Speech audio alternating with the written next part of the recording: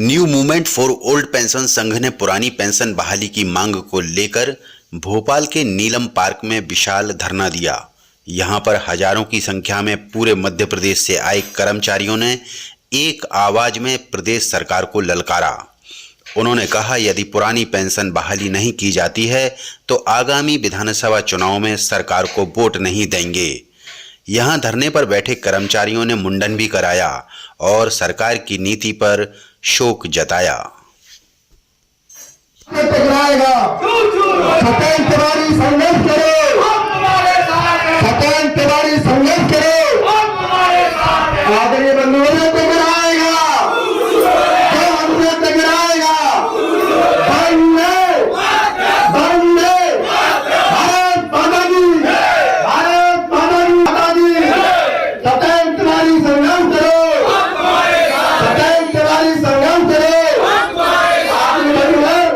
हमने आज मुंडन कराया है एनपीएस के विरोध में, जो सरकारी कर्मचारियों के ऊपर बुढ़ापे में मारने के लिए जो एक ऐसा सेवानिवृत्त के जो बात पेंशन मिला करती थी बंद करके और एनपीएस लागू किया गया। आज हम लोग एनपीएस की तिलांजलि दे करके नीलम पार्क से जा रहे हैं। कितने साथियों ने मुंडन कराया? लगातार जारी है, अभी 100 करा चुके हैं और लगातार जारी है। सेन कम पड़ रहे हैं भोपाल में, सेनों की ढुलाई जारी है कि आप आओ भाई मुंडन कराओ। सब मुंडन, पुरुष सब आपके बाइट पर आप बैठ गए, ये सब मुंडन पे ही अपनी मर्जी से करा रहे। हम लोग पेंशन नहीं तो वोट नहीं, बूथ में ये चलाएंगे नारा और सरकार का विरोध करेंगे। जो हिमाचल में हुआ वो यहाँ होगा। अगर सरकार अधिसूचना जारी होने से पहले पुरानी पेंशन बहाल नहीं करती, वो भी प्रथम नियुक्ति दिनांक से, तो सरकार बदलना सुनिश्चित है। उसकी सरकार बनेगी जो मुझे विश्वास दिलाएगा कि हम पुरानी पेंशन प्रथम नियुक्ति दिनांक से देंगे। बस इतनी सी बात। क्योंकि एक बार विधायक बनने के बाद पेंशन, 2 बार विधायक बनने के बाद पेंशन, 4 बार बनने के बाद पेंशन, और कर्मचारियों को बिना पेंशन के कर दें, उनको ले कहीं मरने के लिए मजबूर कर दें। आप पेंशन मांग रहे हैं और प्रदेश सरकार कर्जे में है, ऐसे में भाई साहब मैं कह रहा हूँ, आप कह रहे हैं कर्जे में है। विधायक 5-5 पेंशन पा रहे हैं, रेल में फ्री यात्रा, फ्री कास्ट बंगले, आप लाडली लक्ष्मी में योजना में पैसा भेज रहे हैं, आप लगातार कर्ज ले रहे हैं कर्मचारियों के लिए कर्ज। यदि वास्तव में आप हमारे कर्मचारियों के पेंशन से देश डूब रहा है तो विधायकों की बंद कर दें, हम लोग छोड़ देंगे पेंशन। विधायकों की बंद करके आप सुने भाई साहब, विधायकों की बंद करके आप आदर्श स्थापित करें, हम लोग आपके साथ हैं। वरना एक तरफा कानून, एक देश में 2 कानून नहीं चलेगा।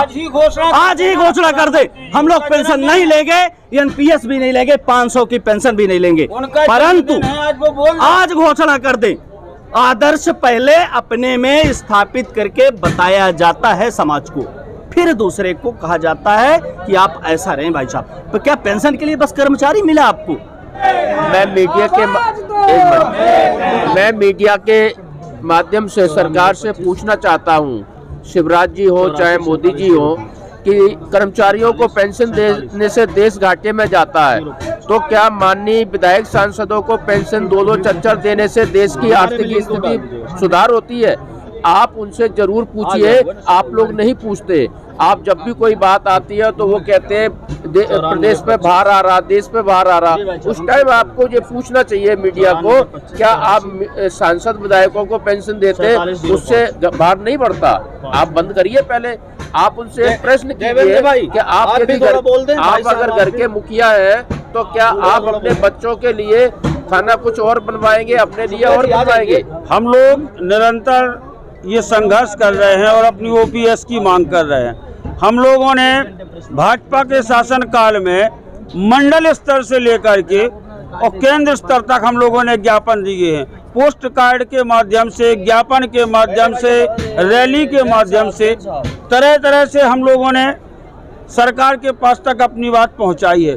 लेकिन स्थिति वही होती है कि इस कान से सुना और उस कान से उड़ा दिया। उसका कारण ये है कि उन्हें लगता है कि कर्मचारी तो हमें मुफ्त में वोट देते हैं। तो इस बार हम लोगों ने भी ठान लिया है कि हम लोग यदि पेंशन बहाल नहीं होती है तो पेंशन नहीं तो वोट नहीं, और यही नारा चलेगा। और ये नारा इतना चलेगा कि वो घर घर में गूंजेगा, पेंशन नहीं तो वोट नहीं, पेंशन नहीं तो वोट नहीं। तो वोट किसी को डालेंगे नहीं या और किसी को डालने के लिए कहेंगे? नहीं, भाजपा को वोट नहीं देंगे।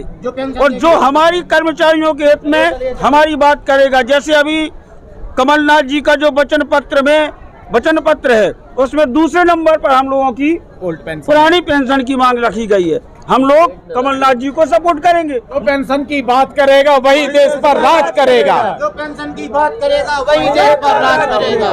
यहाँ पर हम लोग भोपाल में आज एकत्रित हुए हैं पुरानी पेंशन को लेकर, और पुरानी पेंशन सबसे बड़ा मुद्दा कर्मचारियों के बुढ़ापे का सहारा है, और वो बुढ़ापे का सहारा सरकार ने छीन लिया है। और जब बात आती है कि बुढ़ापे का सहारा दिया जाए तो उसके लिए बोल देते हैं कि आर्थिक स्थिति खराब हो जाएगी, और माननीयों के लिए 4-4 पेंशन 5-5 पेंशन।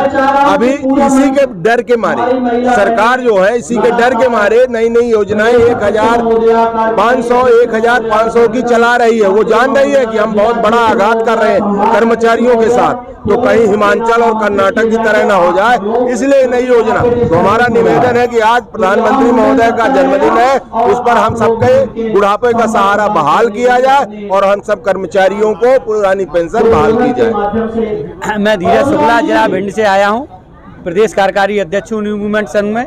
पूरे प्रदेश से लगभग 49 जिले से हमारे साथी आए हैं, कुछ साथियाँ आ रहे हैं। सब मीडिया का हमारा पूरा मीडिया ऑल इंडिया और पूरा मध्य प्रदेश की मीडिया हमारे साथ है। हम भी लोग कहीं ना कहीं मीडिया के भाई बच्चे भतीजे हैं। मीडिया हमारा सपोर्ट कर रही है, चाहे अवस्थी जी हो चाहे अग्नोत्री जी हो, जो विधायकों को पूर्व विधायकों को माननीय मंत्रियों को इन्हें का मीडिया ने काम किया हमारे प्रदेश के राष्ट्रीय मीडिया प्रभारी अग्नोत्री जी ने किया है। और आज हम लोगों को हमारे जो बहनें भाई कर्मचारी, चाहे पटवारी हो चाहे तहसीलदार हो चाहे नायब तहसीलदार हो चाहे शिक्षक हो, जो सेवानिवृत्त हो रहा है 700 और 800 रुपए मिल रहे हैं, उससे हम लोगों का भरण पोषण नहीं हो रहा है, उनसे इलाज भी नहीं चल पा रहा है। और जबकि हमें हमारे रिटायर होने के बाद हम कर्मचारी हैं, हम शासकीय कर्मचारी हैं, हम वृद्धावस्था पेंशन का फार्म नहीं भर सकते।